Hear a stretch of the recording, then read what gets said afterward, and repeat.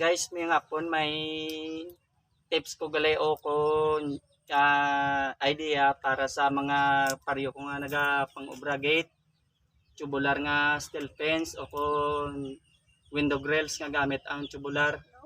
Guys, may pakita ko sa inyo nga video nga para makakuha ka mo bisan gamay lang yung idea para hindi ka mo mayo budayan mag-welding kag dasig. O ipakita ko guys kung paano. Are, sugda mo na guys, paano mag-eskwela.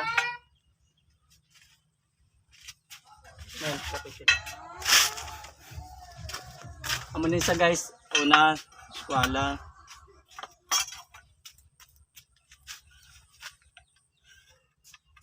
Pusay. Pusay.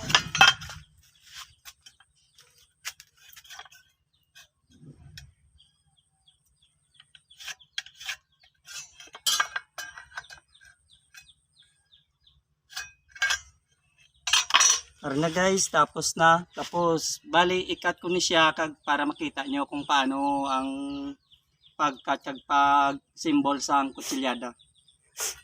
Katingon ko na guys.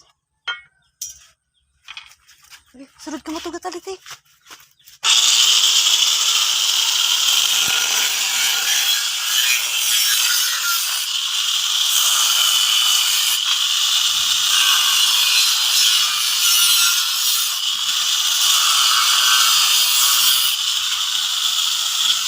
Okay na guys, sa bali ang butsilingon ko nga yatag kong idea guys.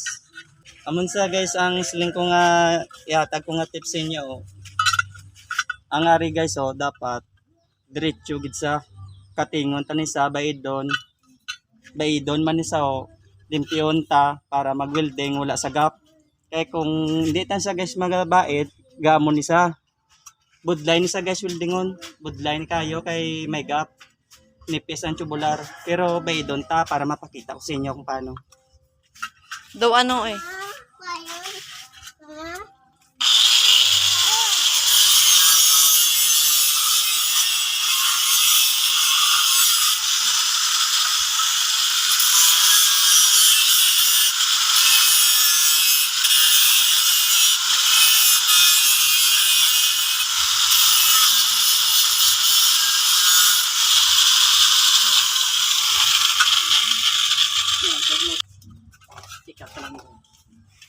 Guys, bali na ba ito na ni sa amo na ni sa ang nasiling ko nga dapat rekta gid tinlo nga para maka-welding tamayo sang dasig.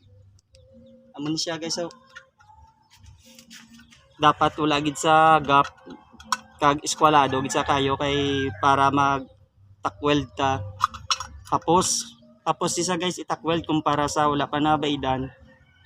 Dire una gid sa tunga. Pwede ta din makabutang brace.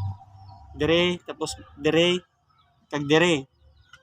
Perting sa guys kadali kung i-welding kapin pa kung pamakyaw ka. Perting ka simple.